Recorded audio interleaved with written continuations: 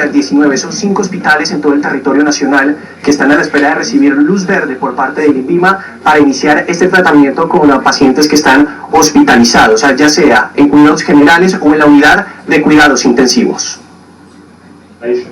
Colombia se une al ensayo clínico mundial contra el coronavirus. Este es un estudio que se realiza en 25 países con más de 4.000 pacientes y que busca aportar una data robusta en materia de seguridad y de eficacia sobre un eventual tratamiento para COVID-19. La autorización la dio el INVIMA para que el país participe en el ensayo clínico que lidera la Organización Mundial de la Salud y será coordinado en Colombia por el doctor Carlos Álvarez. Poder contribuir con los estudios desde Colombia con información que pueda ser útil para todo el mundo, porque justamente este estudio lo que permite es resolver unas preguntas o dudas que tenemos en este momento y es saber qué medicamentos pueden ser efectivos contra la COVID-19. La investigación espera establecer qué medicamentos podrían tratar la enfermedad y son 3 los que harán parte del estudio: remdesivir, lopinavir o ritonavir, interferón beta 1A. Los tratamientos se probarán en pacientes hospitalizados, en cuidados generales o en la unidad de cuidados intensivos. La importancia de este estudio es que una vez y entre más rápido se pueda tener una respuesta, así como se puede sacar un medicamento que se dice que no funciona, podemos ayudar a encontrar un medicamento que sí funciona y esos resultados pueden ser útiles para el resto de pacientes en Colombia y en el mundo. Y es que la carrera por encontrar un tratamiento en el mundo no para. Esta semana Peter Horby, académico de la Universidad de Oxford, anunció que la dexametasona, probada durante más de 3 meses en 11.500 personas, dio resultados positivos entre los pacientes más graves de COVID-19. No es una cura porque no hace efecto en todo el mundo, pero es un tratamiento potente para la gente más grave que está sufriendo COVID-19. Está reduciendo la tasa de mortalidad en alrededor de un 35% para los pacientes con COVID-19 con respiradores y en aproximadamente 20% para los pacientes que necesitan oxígeno. La OMS ya aplica 3 ensayos clínicos para vacunas potenciales frente al COVID-19. 5 de ellos se están realizando en China. Pues también hay 128 prototipos de vacunas que están en laboratorio y espera que las próximas semanas o los próximos meses puedan entrar en fase de evaluación clínica. Información que tenemos desde el norte de Bogotá, Nicolás Rojas, Noticias Caracol. Nicolás, gracias. Veamos ahora las cifras más recientes de casos de coronavirus en el país. En las últimas 24 horas se registraron 3.019 nuevos casos y 111 personas fallecieron. Estamos hablando de las cifras más altas en lo que va de la pandemia. Con este nuevo registro, los casos positivos de COVID-19 en el país suben a 68.652, 27.360 recuperados, pero 2.237 personas han fallecido. Por regiones, así está el panorama. Bogotá alcanza 29.709 casos, Atlántico 15.400, reitero. Bogotá 20.709 casos, Atlántico 15.479 y Valle del Cauca 7.525.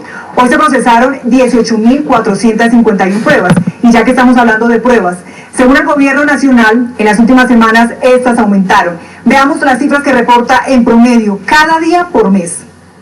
Indica que febrero realizó 21 pruebas, en marzo 557, en abril se practicaron 2.893, en mayo 7.328 y en junio 12.700. Así las cosas, en total se practicaron 585.822 pruebas al día de hoy. Para conocer con más detalle el análisis de las cifras, está con nosotros el epidemiólogo e investigador Jaime Ordóñez. Doctor, bienvenido a Noticias Caracol. ¿Cómo analiza usted el comportamiento que presenta la curva de contagios? Reiteramos, hoy por primera vez se reportan más de 100 muertes y más de 3.000 casos de contagios. ¿Cómo lo ve usted? Daniela, buenas noches. Pues preocupante. Es lo que se viene viendo ya esta tendencia durante todo el mes de junio y es que ya hay un aumento importante. Significa que la velocidad de transmisión viene claramente aumentando.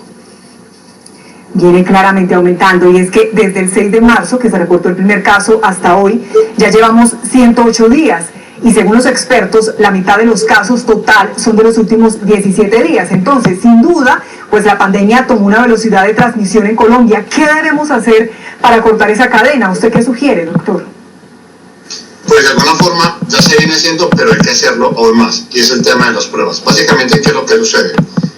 La velocidad de transmisión lo que refleja es con qué velocidad unos individuos infectados están infectando a unos individuos sanos. Eso es todo.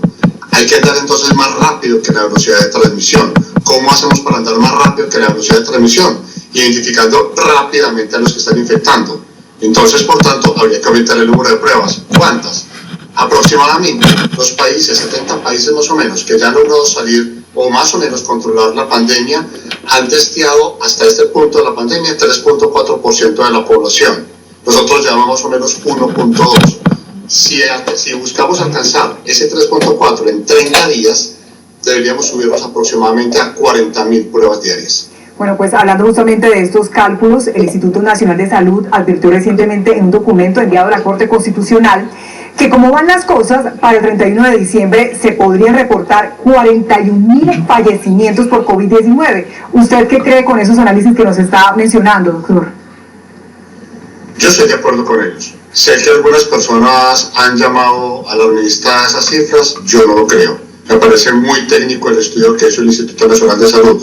¿Dónde se ve ese problema básicamente? Fíjese que es que viene aumentando dramáticamente el número de casos. Claro, cuando el instituto reporta eso, habría más o menos 1.500 muertos. Entonces la gente piensa, uy, ¿a qué hora se van a aparecer otros 39.000?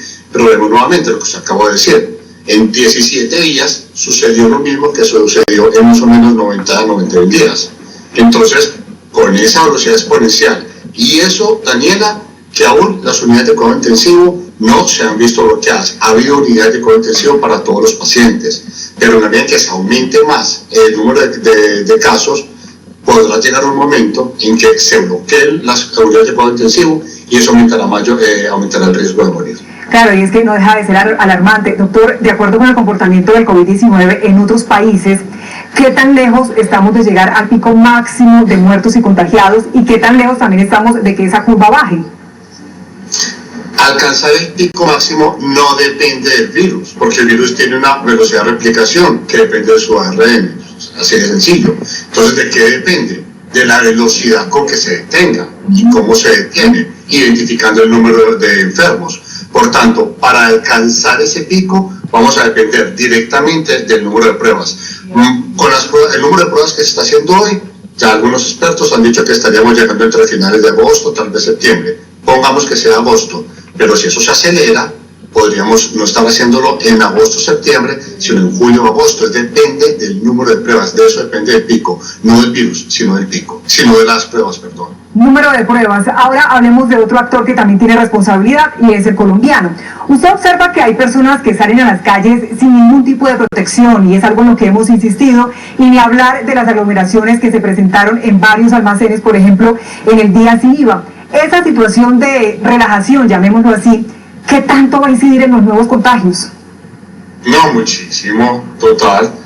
Es decir, es que se necesita de todo, se necesita tener mayor número de pruebas, porque tiene que haber una conciencia ciudadana de que esto apenas está empezando, porque si esto en realidad apenas está empezando.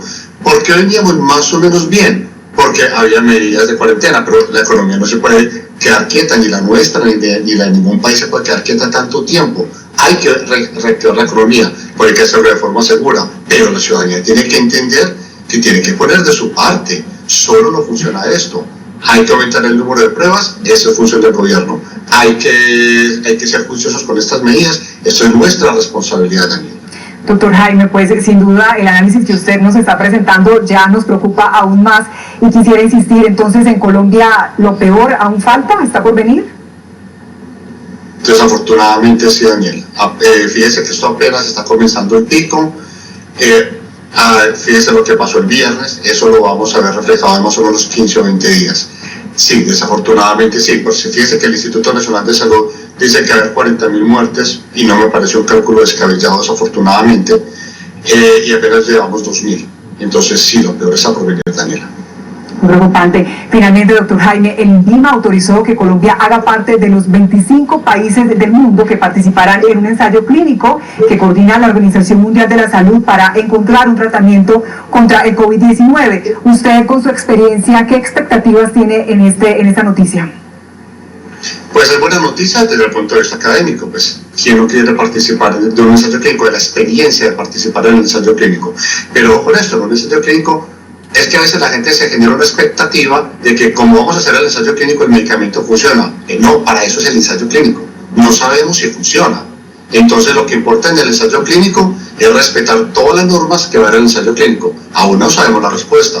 Ojalá funcione, es un deseo. Es importante que participemos, eso nos hace visibles en el campo científico. Pero eso no puede ser una falsa esperanza, no. Lo único que necesitamos saber es, ¿funcionará o no funcionará? Dado que no lo sabemos, necesitamos el ensayo clínico. Y ojalá funcione. Pues, doctor Jaime Ordóñez, epidemiólogo e investigador, muchas gracias por acompañarnos en Noticias Caracol. Con mucho gusto, Daniela. Gracias por la invitación. Feliz noche. Grave panorama el que nos reporta este epidemiólogo. Vamos con otras noticias. En medio de la cuarentena también se conocen noticias insólitas, historias increíbles. Un joven es señalado de suplantación y de engaño. Se hacía pasar por abogado y también como alto funcionario de la ONU. Lo peor es que todos le creían. Esta es una de esas historias surreales que ocurren en Colombia y que se conoció en plena pandemia cuando un abogado se dio a la tarea de descubrir a su impostor, un personaje que además se hacía pasar por un importante representante de un organismo internacional, cargo que tampoco ocupaba. Así va esta historia curiosa, de principio a fin. Hace 3 meses, el abogado Julio José Orozco fue contactado por una fundación que le dijo que un joven se presentó con documentos en mano, identificándose como si fuera él. Me contactó una fundación cuyo nombre omito para exhibirme una documentación donde reposaba mi fotografía, mi segundo nombre y mi apellido, y quien la estaba usando me presentaba como un supuesto inspector de la ONU. Esa persona tenía como una contratación con esa fundación y la venía engañando. El abogado Orozco hizo la denuncia y no le dio tanta importancia al tema, pero ahí no paró el asunto. El pasado 16 de abril, otra fundación lo contactó para advertirle que seguían usando su nombre, y ese día descubrió que no solo lo suplantaban a él. Pero además descubrimos que es una persona que tampoco es lo que dice ser. El nombre de pila de ese ciudadano es Andrés Gutiérrez y se presenta como un alto funcionario de la ONU. Señor presidente, vicepresidenta, gabinete de gobierno, organismos internacionales y sociedad civil. Mi nombre, Andrés Gutiérrez, Grupo Principal de Niñez y Juventud de Naciones Unidas, No, específicamente agregado para América Latina y el Caribe, de la enviada del Secretario General para Asuntos de Niñez y Juventud, Yayatma Huicanamacrayaque. En esta ocasión, Así se presentaba Andrés Gutiérrez, hasta hace muy poco, en eventos nacionales e internacionales, valiéndose de credenciales como integrante de un organismo juvenil de la ONU. me he reunido personalmente con el Procurador General de la Nación y le pido expresamente a la vicepresidenta Marta Lucía Ramírez que nos permitamos una mesa de trabajo entre los tres. Al señor presidente también le pido que nos permita una reunión específicamente con todas las personas y jóvenes que estén interesadas en construir la política de niñez y juventud en el país. El joven Gutiérrez logró escalar, compartir eventos con personalidades nacionales y ser invitado de honor en recintos internacionales. Jóvenes del mundo, como representante de niñez y juventud en América Latina y el Caribe, quiero enviarles un mensaje a ustedes. Debemos acabar y minimizar los impactos de la violencia. Como supuesto representante juvenil de Naciones Unidas, llegó incluso a realizar nombramientos a alcaldes y otras personalidades de la vida nacional como embajadores de la niñez y juventud, como consta en actas que entregaba hechas en papelería membreteada del organismo internacional, firmados de su puño y letra. El problema de esto es que a través de esta mecánica de falseamiento de identidades ha estafado. Incluso dentro de su suplantación, fue reconocido por la Academia de Artes y Ciencias Políticas de Washington con el premio Liderazgo Joven en el 2019. Agregado para América Latina y el Pero la obra maestra del engaño de Gutiérrez estaba por concluir cuando el abogado Julio José Orozco lo logró contactar telefónicamente. ¿Y cuál sería la sorpresa del abogado al ver que en el WhatsApp creado por Gutiérrez también tenía su nombre y foto? Lo llamé unas 2 o 3 veces, pero me respondió por WhatsApp diciéndome buenas tardes, que con quién tenía el gusto. Yo le dije que él sabía con quién tenía el gusto, porque por supuesto en mi WhatsApp aparece mi fotografía, la que él usa. Y entonces me dijo que no me podía contestar porque era Pascua judía. En efecto, yo me di cuenta con quién estábamos tratando, porque ni era Pascua judía y él no es judío. Fue entonces cuando el abogado víctima de Gutiérrez decidió romper la prudencia y demandarlo. Ha incurrido en unos punibles. Será por supuesto depositario de un debido proceso. Tendrá derecho de defensa, tendrá derecho de audiencia, pero tendrá que responderle a la justicia por estos delitos.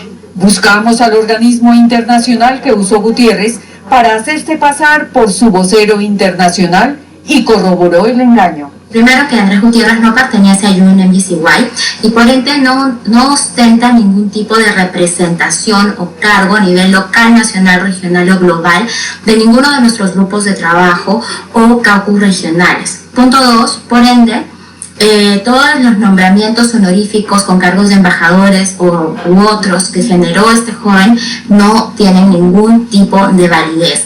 Incluso hasta le quitaron el galardón otorgado por la Academia de Artes y Ciencias Políticas de Washington.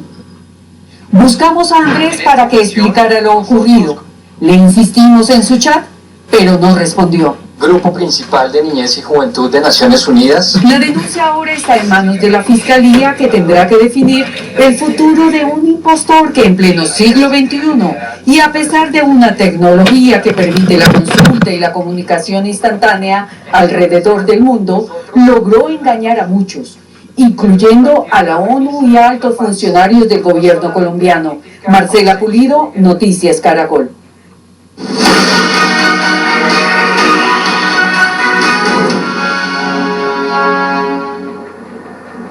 En 100 días el país se ha debatido entre el confinamiento, las medidas sanitarias y la reapertura económica. Este último tema fundamental para salvaguardar empleos y el sostenimiento de millones de colombianos. Expertos advierten que el futuro no es el mejor para los próximos meses. Durante nuestra emisión revisaremos con analistas cómo ha asumido Colombia en diferentes frentes esta pandemia y empezamos con lo económico. La pandemia por el coronavirus golpeó mundialmente la economía y Colombia no fue la excepción. Luego de que llegara el virus al país, los índices son negativos y la crisis aumenta todos los días. Primero, la caída, un frenazo en la economía que puede llegar al punto del 5% del Producto Interno Bruto para el segundo trimestre y por lo tanto su impacto final en el año 2020, como un año perdido, puede ser menos 2%. Los expertos reiteran que las medidas del gobierno dirigidas a lograr una reactivación económica están impulsando las ventas en comercios mayoristas con artículos importados y no los nacionales. Hizo un acuerdo con los gremios, no tuvo en cuenta la población informal y por lo tanto ha permitido una apertura gradual, pero que solamente beneficia a quienes están agremiados. A los que no están agremiados no. Entonces lo que tenemos es la gente revelándose en las calles, saliendo a buscar qué hacer y a buscar obtener un ingreso. En un informe de Marsh y Zurich, en el Foro Económico Mundial sobre el COVID-19, la recesión, la pérdida de empleos e incluso el cambio climático son las principales preocupaciones de cara a los próximos 18 meses. No podemos perder de foco los riesgos clave. El cambio climático es uno de ellos. Y en la medida que se reinicien nuestras economías y volvamos a nuestros trabajos con predisposiciones a la forma de movernos, de viajar, de consumo, seguramente vamos a encontrar un futuro con menos carbono y más sostenible. Sin embargo, el balance no es del todo negativo. Económico, yo creo que el Banco de la República básicamente dio todos los elementos a la economía para que no hubiera un pánico, proveyó liquidez en pesos y en dólares, compró bonos estatales y privados, hizo unas bajadas de la tasa de interés que no se habían visto. El comercio electrónico, los subsidios, los alivios en los créditos, el IVA y los planes de reactivación económica han mantenido, según los expertos, a flote el país, pero consideran que sin vida no hay economía. 4 heridos de una avalancha registrada en Insa, Cauca. En este momento, por las fuertes lluvias, está bloqueada y detenida la vía entre Popayán y Huila. Estamos en medio de una avalancha. Se creció. Los 5 miembros de la familia Piso habían quedado atrapados en medio del lodo, luego que los sorprendiera un deslizamiento de tierra cuando pasaban por esta vía en motocicleta.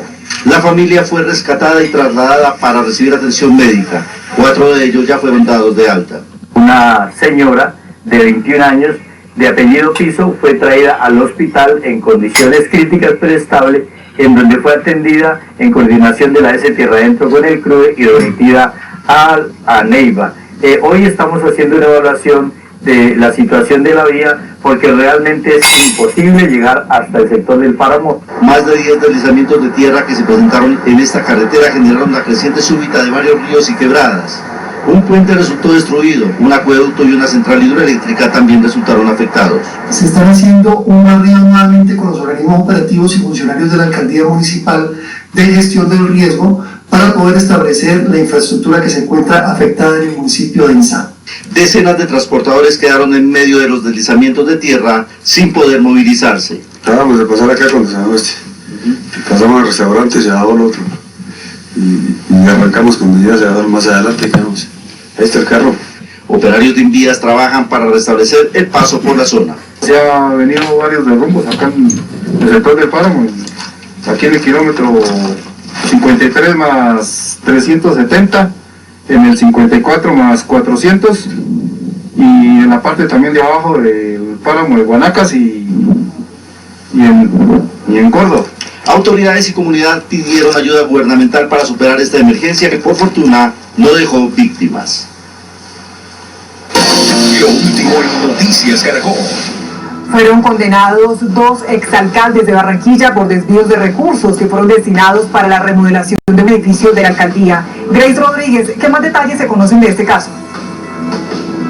Pues de acuerdo con la Fiscalía, la investigación permitió recolectar todo el material probatorio suficiente para señalar a estos 2 exalcaldes de desviar recursos del distrito para favorecer a un contratista. Bernardo Hoyos y Guillermo Honisberg fueron condenados a 7 y 9 años de prisión respectivamente. Según el ente acusador, serían los responsables de la contratación y de pagos irregulares en lo que serían las obras de remodelación y adecuación donde actualmente funciona el edificio de la alcaldía. A través de un comunicado, este ente señaló: se evidenció que el contrato para la remodelación y adecuación de un edificio para el despacho de la alcaldía distrital, que inicialmente se pactó en un poco más de 1.490 millones de pesos, en menos de 6 meses tuvo una adición de 1.495 millones de pesos.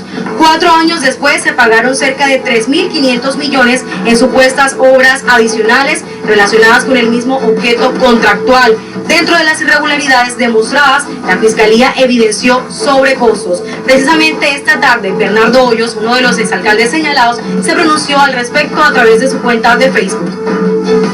El juez envía su sentencia.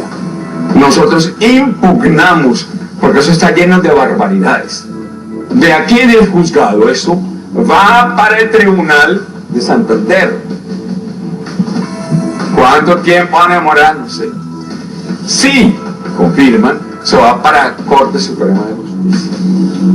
Pues hay mucho tiempo todavía para que los abogados hagan lo que tengan que hacer. Pues entre tanto, el juzgado ha ordenado librar o emitir las capturas correspondientes. Es la información por el momento desde el norte de Barranquilla. Grace Rodríguez Durán, Noticias Caracol.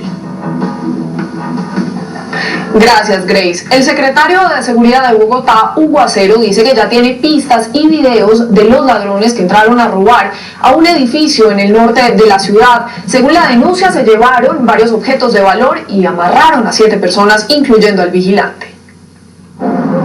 Una de las víctimas narró que salía del edificio sobre las 9:30 de la noche y en la escalera del segundo piso se encontró a uno de los presuntos delincuentes con armas de largo alcance. Aseguran que el hombre lo amenazó, lo amarró de las manos y lo llevó hacia el salón comunal del edificio. Así lo manifestó también uno de los testigos. Que iban a entregar un domicilio. Los otros que ingresaron por el sótano, detrás de un carro de un residente, directamente, ¿sí? Que se sabe que eran alrededor de 10 personas, estaban fuertemente armados. Los amordazaron al celador, al conserje, y entraron a los apartamentos y se robaron, hasta ahí sabemos. Y aunque el edificio queda ubicado cerca de un CAI, los delincuentes tuvieron tiempo para llevarse en camionetas objetos de valor de 3 apartamentos. Dice que llamaron al CAI y llegó en su momento un helicóptero y más policía. Por su parte, las autoridades aseguraron que la investigación asumió la siguiente de la Metropolitana de Bogotá. Hasta el momento se han recogido entrevistas y videos de cámaras de seguridad cercanas al sitio. Lo que se sabe es que, y algunos vecinos nos mencionaron eso, que iban específicamente a un apartamento en particular, no nos dijeron cuál, eso es producto de la investigación, y que a medida que fueron ingresando personas, las fueron retuviendo en el lobby del edificio. Incluso el distrito evalúa estrategias para disminuir el riesgo a la hora de recibir domicilios. Lo que sí queremos es que los identifiquen plenamente. Yo creo que el material que llevan, la bolsa que lleva, debería estar identificada con un número en particular, con un nombre en particular, y yo creo que de esa manera podemos tener mayor control. El secretario de Seguridad además hizo recomendaciones. En la mayoría de los edificios y demás no se está dejando de entrar a personas que llevan domiciliarios hasta el lugar de los apartamentos, y en algunos casos casi lo hacen desde afuera, ni siquiera se les deja entrar. Lo que llamó la atención de uno de los residentes es que cuando fue agarrado pudo contar aproximadamente 7 delincuentes, 4 que ingresaron por la puerta principal, uno de ellos haciéndose pasar por domiciliario, el resto en 2 vehículos de alta gama, en los cuales también huyeron.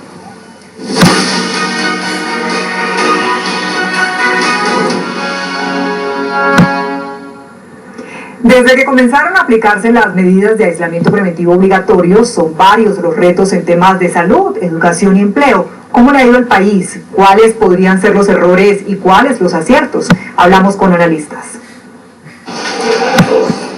La cuarentena en el país inició con el objetivo de proteger la salud de los colombianos y evitar la propagación del COVID-19. El objetivo era no solo aplanar la curva y disminuir la velocidad de contagio, sino garantizar el acceso a los servicios de salud. Para el exministro de esa cartera, Jaime Arias, al país le ha ido bien en ese propósito, a pesar de que en los últimos días se vienen registrando las cifras más altas. En Colombia, hasta ahora hemos tenido suerte, el sistema de servicios médicos, es decir, lo que son los hospitales, las EPS, han respondido adecuadamente. Esperamos que así ocurra en los próximos meses. Hemos aprendido muchas cosas desde el punto de vista del sistema de salud. En primer lugar, el valor, la entrega, la dedicación de nuestros médicos y del personal de salud ha sido admirable. Sin embargo, reconoce que hay falencias por mejorar. Se ha fallado en la parte regional y local, por ejemplo, en el seguimiento de los casos, la aplicación de las pruebas. Sin embargo, hasta ahora hemos salido bien librados. Pero sin duda el aislamiento obligatorio que en los últimos días se ha ido flexibilizando golpeó fuertemente el panorama laboral. Según el DANE, el desempleo se ubicó en el 19.8% en el mes de abril. Un sistema laboral como el colombiano, caracterizado por altas tasas de informalidad, es incapaz de mantener políticas de aislamiento preventivo obligatorio. Y otro de los retos más grandes tiene que ver con la educación, pues los salones de clase que se trasladaron a las casas de familia y para muchos colegios y padres se convirtieron prácticamente en una odisea. Tenemos claros que nos falta conectar. Los hogares colombianos no se encuentran conectados y no tienen acceso a computadores y tabletas. Y aunque el gobierno ya autorizó el regreso gradual a las clases presenciales, hay algunas falencias. Nuestros maestros, nuestros directivos docentes se han visto enfrentados y retados a construir planes educativos para unos salones de 30 estudiantes casi que individualizados. Días atípicos para nuestro país que, según los analistas, dan lecciones que se deben poner en práctica, especialmente en estas semanas donde se han registrado los más altos casos desde que comenzó la cuarentena. En el barrio Belén, en Medellín, un hombre de 71 años lleva 20 días haciendo una escultura que le quiere hacer llegar al Papa Francisco. Esta obra se llama Ritual de Reconciliación y Perdón y estará lista en los próximos 3 meses. Esta es la historia. Con la iluminación divina y sintiéndose más bendecido que nunca, José Augusto Rivera, con 71 años de edad, tiene la vitalidad suficiente para construir una escultura de 2 metros con 50 centímetros de altura, que no solo es más grande que él, sino que va de la mano con sus ambiciones de entregársela personalmente al Papa Francisco. Bueno, está inspirada realmente en las masacres que ha habido en todo Colombia, pero la primera oportunidad de ser presentada al público fue a partir de un perdón que las FARC pidieron a las víctimas de la Chinita en ese barrio de Apartadó. Lleva 20 días modelándola, pero la planificó desde el 2018, cuando el Papa se llevó una pequeña muestra de esta obra cuando vino a Colombia. Esta escultura fue llevada a la Nunciatura Apostólica, en donde fue exhibida al Papa frente a muchos otros regalos, y él una noche pasó mirándolos a todos y decidió que esa escultura se la lleva para Roma y está allá acompañándolo. En Belén, Aguas Frías, el poder divino le da fuerzas a José para que diariamente se levante con la idea de pulir esta imagen de 10 personas abrazándose junto con un perro. Él es made in Antioquia, pero quiere llegar hasta Roma. Es un centro espiritual poderoso de una religión que se practica y se profesa en todo el mundo. Dice con seguridad que la versión pequeña que se llevó el Papa debe estar en su oficina, no sabe por qué, pero su instinto o la fe se lo dice. Aunque no es predicador del Evangelio, está seguro que con este monumento de reconciliación podrá quitarle la idea de odiar a más de uno. En tiempos de pandemia, cree que lo mejor es perdonar para curarse del virus del rencor. Seguro. 7:36, en Cartagena la policía descubrió una gallera clandestina en donde se encontraban 40 personas violando la medida de aislamiento preventivo. Más noticias de Colombia en un minuto.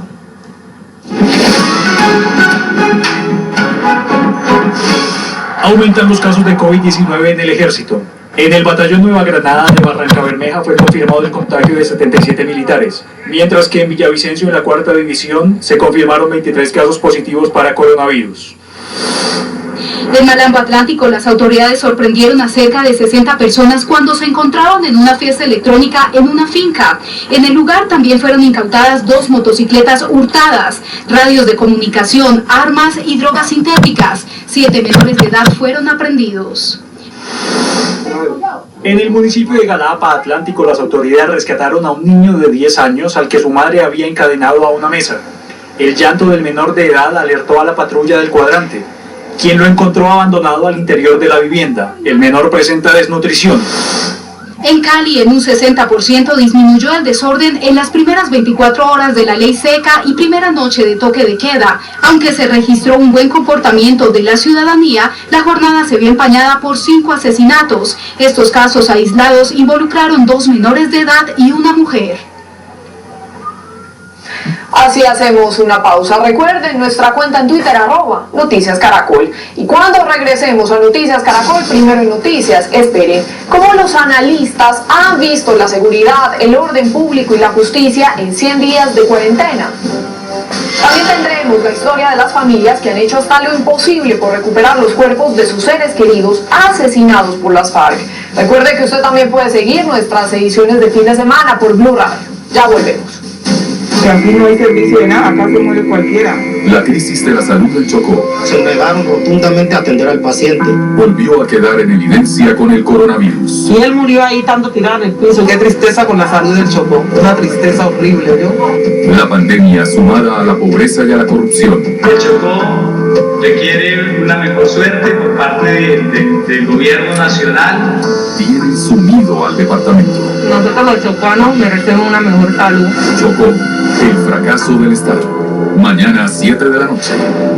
Noticias Caracol. Puertas. Sofía Pisani de La Voz de América nos amplía.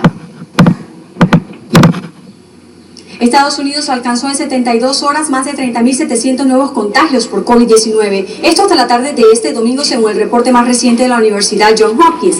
La cifra es de 2.268.000 casos confirmados y más de 120.000 fallecidos. El repunte de contagios en estados como California, Florida, Texas y Arizona han vuelto a disparar sus cifras. Asimismo, la celebración de este Día del Padre ha estado en medio de la fase 2 de las recomendaciones del gobierno para el restablecimiento de las actividades comerciales, en la que la mayoría de los establecimientos pueden llenar sus comedores a la mitad de su capacidad y garantizar el distanciamiento social al inhabilitar ciertas sillas, usar menos mesas y forzar el uso de máscaras para los empleados. En otras noticias, un nuevo incidente producto de la violencia por arma de fuego ocurrió este domingo en Minneapolis, donde un hombre murió y 11 personas resultaron heridas durante un tiroteo. Desde Washington les informó Sofía Pisani de La Voz de América para Noticias Caracol. Una jornada violenta se vivió este fin de semana en el estado de Guanajuato, en México, tras las represalias que tomó el cartel de Santa Rosa de Lima contra las autoridades por el operativo que culminó con el arresto de 26 miembros de ese grupo delincuencial, que incluye a la mamá de cabecilla de esta estructura criminal. Carros y locales incendiados fue parte del saldo que dejó el accionar delictivo en varios municipios. El jefe de este grupo, José Marro Yepes, amenazó con desatar aún más violencia contra el gobierno en un video difundido por redes sociales.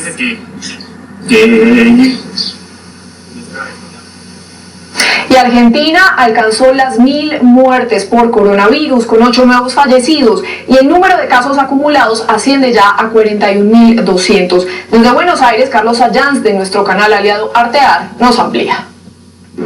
Sí, ¿qué tal? Buenas noches aquí en Buenos Aires, donde las últimas horas han sido de intensidad, por lo menos en lo que tiene que ver con los números y la reunión de los funcionarios para tratar de poder ver las medidas a tomar en los próximos días.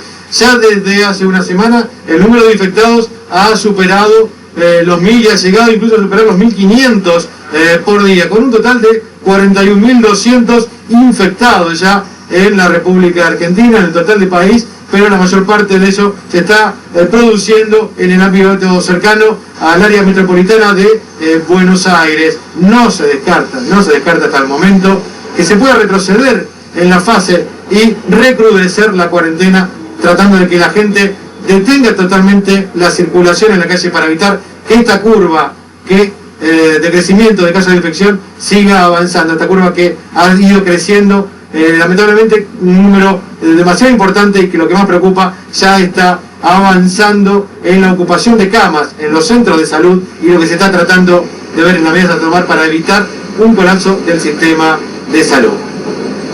7:54, las autoridades finalizaron la exhumación de 19 cuerpos en un cementerio privado de la ciudad de Panamá como parte de una búsqueda de víctimas de la invasión de 1989 por parte de Estados Unidos, en la que detuvieron al dictador Manuel Noriega. Los cuerpos fueron exhumados del cementerio Jardín de Paz en la capital, donde fueron enterrados hace 30 años después de ser arrojados inicialmente a fosas comunes durante la invasión entre diciembre de 1989 y enero de 1990. Algunos cuerpos permanecen sin identificar. Hemos estado trabajando durante 30 años, haciendo todo un esfuerzo para que ellos logren esa paz interior, porque conocemos ese dolor. Los cadáveres fueron desenterrados en un sitio que contiene alrededor de 100 tumbas de los que murieron durante la operación militar de los Estados Unidos, que causó la muerte de al menos 500 panameños y marcó el final de la dictadura del general Manuel Noriega. Creo, en primer lugar, que es necesario que el gobierno de Cortizo le mantenga el financiamiento por al menos un año más a la comisión que está investigando el 20 de diciembre del año 89. Unos 300 civiles murieron en el asalto, según estimaciones oficiales. Solo 23 soldados estadounidenses perdieron la vida. Pero las organizaciones de derechos humanos han estimado que el verdadero número de víctimas panameñas podría ser mayor. La invasión es una herida abierta para muchos panameños que cada año conmemoran el evento y han pedido que el 20 de diciembre sea declarado un día de duelo nacional. Y al amanecer en La Paz, en Bolivia, los indígenas aymara levantaron sus manos hacia los primeros rayos del sol de la mañana para dar la bienvenida al año nuevo aymara y pedirle al dios sol que destruya el COVID-19. Las celebraciones comenzaron con temperaturas frías mientras los seguidores se calentaban con los primeros rayos del sol del solsticio de invierno, que comienza en esta parte del hemisferio. Los aymaras usaron máscaras faciales durante la ceremonia y dieron ofrendas al Padre Sol y a la Madre Tierra, o también conocida como Pachamama. Y en Venecia, las tradicionales góndolas volvieron a circular por sus canales en una carrera benéfica. Esta fue la primera competencia que se realizó en las aguas luego del confinamiento. Los gondoleros remaron con entusiasmo como una forma de agradecimiento a todo el personal médico que atendió la emergencia que desató el COVID-19. Con palas arriba en el agua y aplausos en tierra, culminó este maravilloso evento en Venecia. Y terminamos la información internacional en Shanghái, en China, con las pruebas de un tren que promete llevar a sus futuros pasajeros a más de 600 kilómetros por hora, esto en el año 2021. Así luce este gigante de metal que funciona con un sistema de levitación magnética. Al interior de la Universidad Tongji probaron su funcionamiento en una pista especialmente diseñada. Más de 30 empresas trabajan en este proyecto liderado por el Ministerio de Ciencia y Tecnología chino.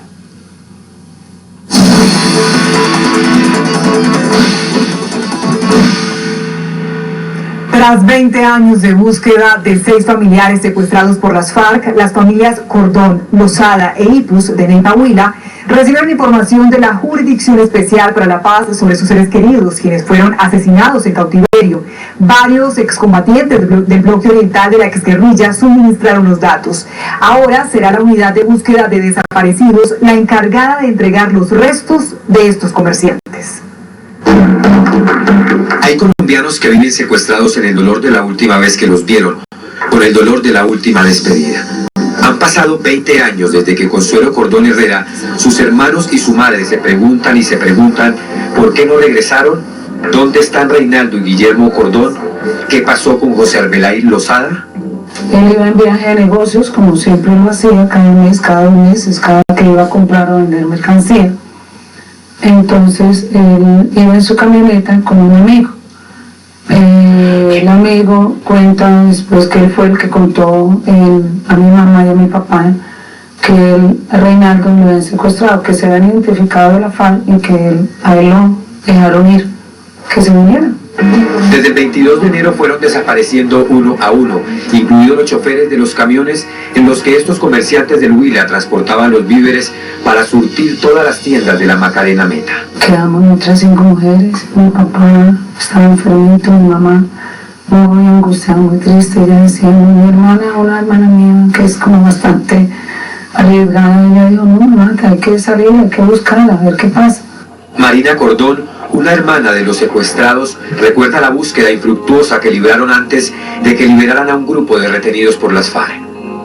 Siempre enviamos mensajes y preguntábamos, y a los que liberaban también le preguntábamos, pero nunca tuvimos una colaboración de ninguna de esas personas. El 7 de noviembre de 1999, Elí Ipus, esposo de Rosana Rojas, desapareció a las 10 de la mañana de su finca cuando hombres que dijeron ser subalternos del desaparecido jefe guerrillero, conocido como el Negro Acacio, se lo llevaron. 4 años después, su hijo, Eduard Ipus, quien era uno de los conductores de los hermanos Cordón, también fue secuestrado. Desde entonces, doña Rosana inició un camino temerario por encontrar a su esposo y a su hijo. Yo bajé hasta la Sierra de la Macarena, yo conocí donde vivió Marulanda, donde vivió el Mono Jojoy, yo los conocí a ellos, yo conocí la zona de extensión antes y después, estuve en San Vicente, estuve en Bastilla. ¿A dónde fue que no fui? María Lozada logró impedir que otro de sus hermanos fuera a buscar a José Arbeláez Lozada, pero no lo logró con su padre, quien caminó y navegó los ríos donde las FARC libró la guerra. Él sí lo buscó hasta lo último y allá le dijeron que no, que se devolviera, que pronto iba a saber algo de él, pero nunca. Desde la ciudad de Neiva hasta este cruce hay 15 kilómetros. Justo por esta vía destapada fueron conducidos en el año 2003 los comerciantes de granos y abarrotes secuestrados por la entonces guerrilla de las FARC.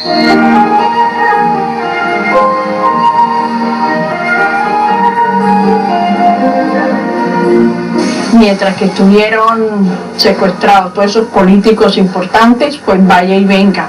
Pero ya después que ellos salieron, ya eso se acabó porque ya no teníamos quien nos liderara, quien hablara por nosotros. La tristeza de que no regresaron entre el grupo de liberados a principios de 2008 también se extendió a la familia Cordón Herrera. Sí, una alegría por esas personas, claro, porque yo estaba sufriendo un carne propio del secuestro, pero tristeza porque cuando sabía yo de mis hermanos.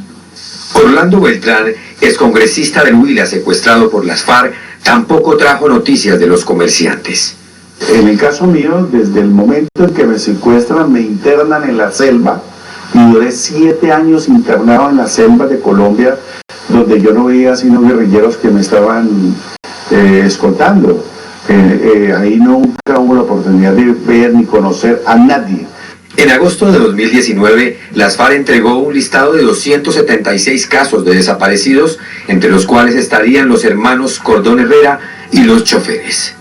Ahí sí empezaban como a preocuparse más de lo preocupado que estaban, como más tristes, porque decían, Dios mío, van a entregar, van a dar razón. Pueden estar muertos como pueden estar vivos, aunque nunca contemplamos la posibilidad de que estuvieran muertos nunca. En agosto de 2017, en un recorrido por el Bajo Guaviare, un exguerrillero contó que sabía dónde estaban enterrados los cuerpos de los comerciantes del Huila. Eso fue muy duro. Cuando ya terminó la misa, yo fui, me acerqué, el padre me dijo, Gonzalo, en el Espectador sale una noticia, y estoy seguro, habla de sus hermanos. Es el caso de ustedes, yo puedo asegurarlo.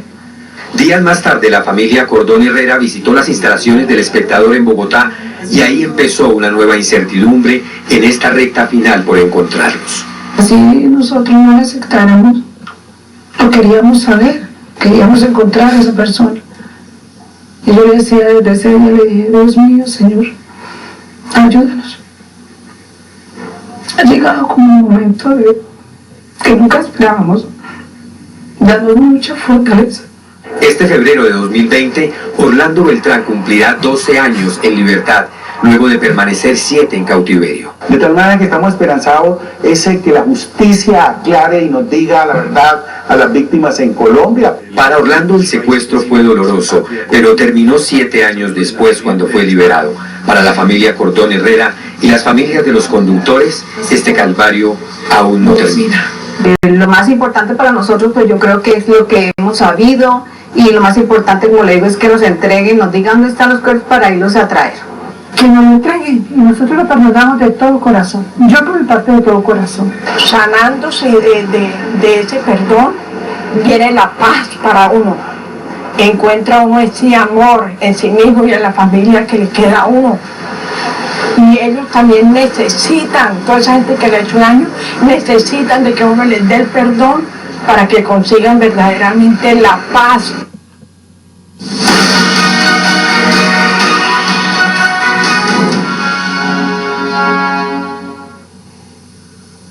Durante este periodo de aislamiento, las cifras en materia de seguridad parecen alentadoras, pero los delincuentes siempre buscan cómo salirse con la suya. Pues consultamos a varios expertos sobre cómo estamos en eso, en materia de seguridad, y qué cambios ha tenido la justicia colombiana. Durante la primera etapa de esta cuarentena, la inseguridad en las calles disminuyó y así se vio reflejado en delitos como el homicidio, las riñas y hurtos que tuvieron una importante reducción. Sin embargo, para el experto en seguridad Andrés Nieto, esto puede generar un efecto rebote. Que las bandas delincuenciales han entrado en pérdidas, entonces tienen negocios detrás y lo que están buscando es reactivar esas ganancias económicas que tenían desde hurto a celulares, desde comercio. Y es que por cuenta del aislamiento, los delincuentes también migraron al ciberespacio y los delitos informáticos crecieron cerca de un 90%. Y aunque según cifras de medicina legal, la violencia intrafamiliar también se ha reducido durante la cuarentena frente al año anterior, para el experto consultado el subregistro puede ser mucho más alto. En más del 70% de los casos el agresor está con la víctima. La víctima no puede denunciar porque no tiene el espacio. Pero otro tema que preocupa a las autoridades son los feminicidios, que ya alcanzan los 76 casos este año. La fuerza pública continúa su lucha frontal contra los grupos armados ilegales, que en los últimos días ha cobrado la vida de varios militares. La fuerza pública ha tenido éxitos, especialmente capturando a cabecillas de estas organizaciones. Por su parte, la policía se ha tenido que adaptar y repartir esfuerzos en temas de seguridad y en hacer cumplir a los colombianos el aislamiento obligatorio, que ya deja cerca de 538.000 sancionados. Para darle cumplimiento a las disposiciones de las autoridades civiles con el ánimo de controlar el avance de la pandemia. Pero la justicia también ha tenido que adoptar nuevas medidas durante esta situación de aislamiento, lo que ha generado retrasos en los procesos que para el director de la Corporación Excelencia de la Justicia, Hernando Herrera, se debe a que el sistema judicial no estaba adaptado a la tecnología. La Corte Suprema de Justicia expidió más de 3.000 sentencias en este periodo, pero en los juzgados de menor categoría sí hubo dilaciones, sí hubo demora. Para Herrera, la virtualidad obligada por la pandemia ahora debe ser ampliada y permanente en la rama judicial. Si no hay justicia digital, no hay justicia. Hasta ahora, la pandemia ha dejado en Colombia un sabor agridulce en materia de seguridad, orden público y justicia. 8 de la noche, 7 minutos. Hacemos una pausa y cuando regresemos a Noticias Caracol, de Noticias Espere.